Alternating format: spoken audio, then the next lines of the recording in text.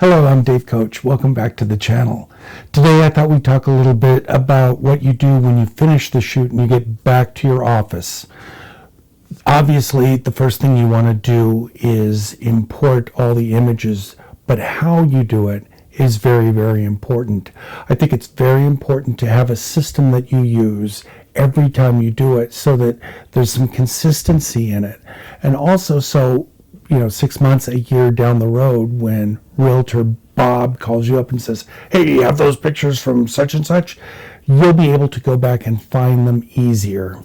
So this is my system for ingesting the pictures. Your system may vary. Use this as a base maybe or something like that just to get started. You go ahead and modify this any way you need to make it work for you. So obviously, the first thing we need to do is to take the pictures out of our camera and put them into a reader. And then once we do that, we can put them on our computer. Once we get the card in, I put everything into an import folder. I put everything in that same import folder. I don't label it for today's shoot or yesterday's shoot or anything like that. It's just called import, and it's got everything that I just shot, the whole shoot in it. This is the last shoot I did. This was for Salt Lake City Arts Council. That was a mosaic project. So I can go in there and I can delete those now, and I can bring the new things in there.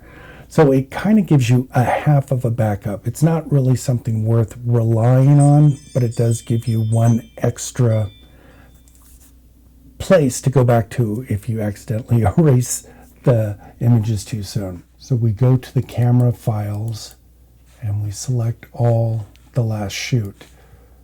Just grab them all and drag them in. I'm not going to drag in this data file. I don't need that, but all the actual files themselves, you just drag them right into the import folder, and now they're on your local hard drive. The reason I do that is because it's so much faster and quicker to access all your files off of a local drive as opposed to, say, the card file or something like that. Card files are getting faster, but it's just easier. Also, as I said, it is kind of a half a step of backup, so it's nice to have one extra copy there. Anyway, so that's what I do. Also, especially if you're importing video files, it's, again, so much faster to have it on a local drive where they just fly into your computer rather than off of a card, which is very, very slow. Anyway, at that point, I would open Lightroom. That would be it there. And then I go right into the library file. And I have a main import library.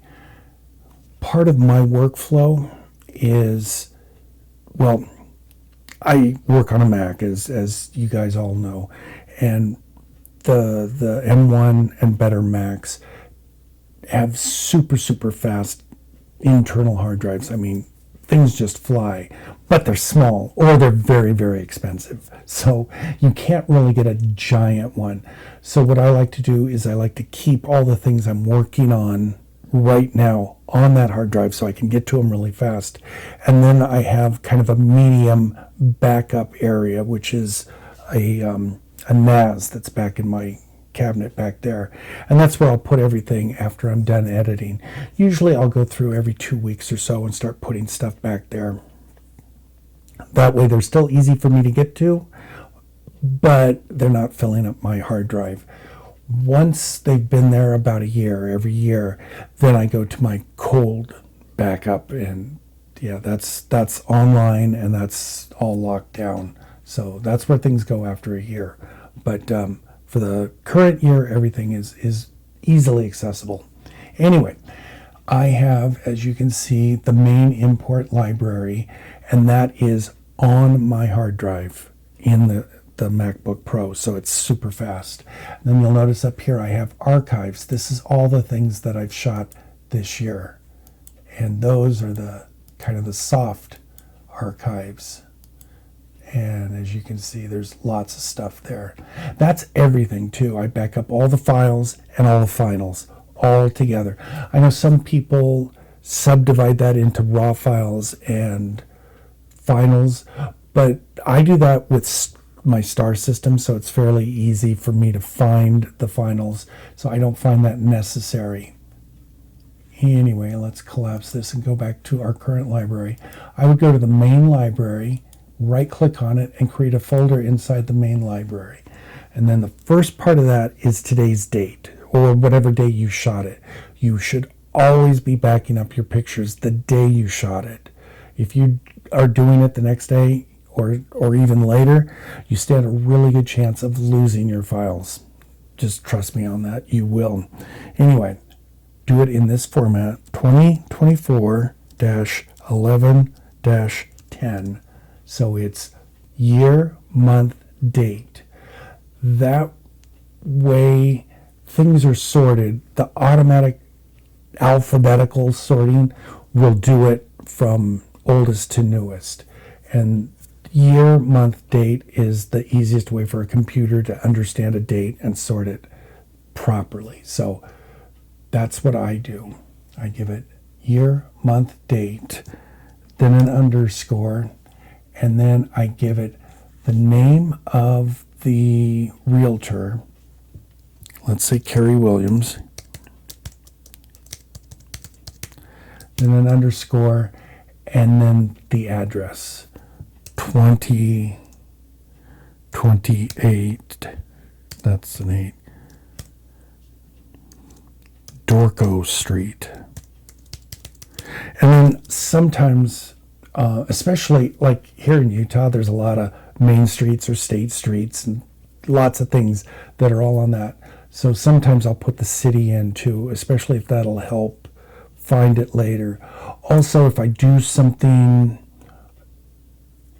extraordinary or weird or different, I'll put that in here too, because I want it easy to find and easily searchable.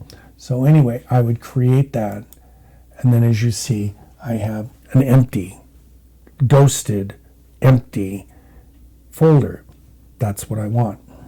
And as you can see, it is alphabetically at the bottom. All right, so from here, I just go and I go to the Finder and I go to my import, and there's all the pictures that I shot.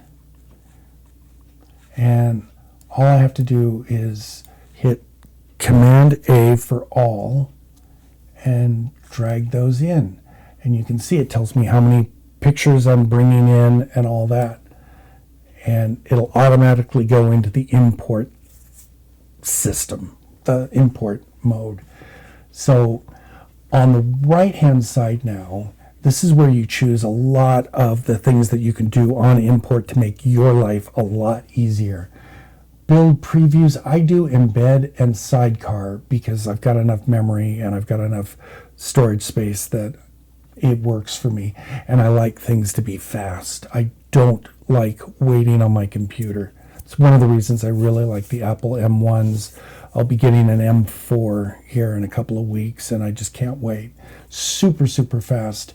And I have had like the Intel i9s, and that's what I used before the M1 came out. And believe me, when the M1 came out, I jumped on it, and it was night and day. The M series in Apple is so much faster for Lightroom and Photoshop. I mean, not a little, noticeable. So anyway, if you're in the market for what computer should I get, definitely get one of the Apple Silicon apples.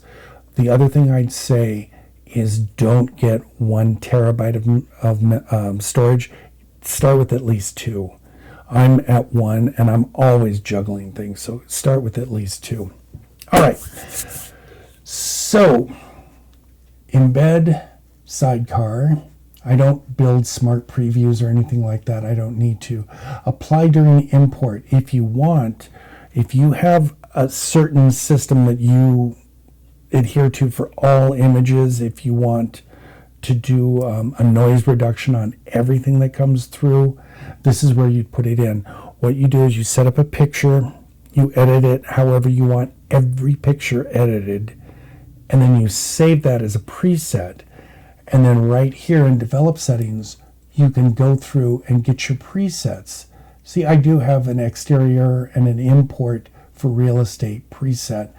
I've tended not to use them because now I can do it super fast. So I don't even use presets anymore. But you can pull up any preset that you've created here and have that apply on import to every single image that you import. Equally important is metadata. I've been very lax with that this year. As you can see, I'm not using one.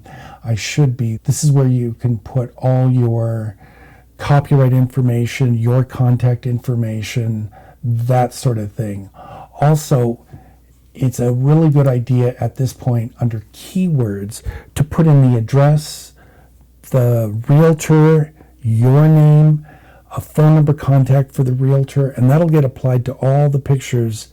That way when you give the pictures back, if anybody grabs the pictures, they'll be able to see in the metadata who to contact for that house. So it's not something a realtor is really going to see or know about, but it's a good practice and someday may help you out. I don't know.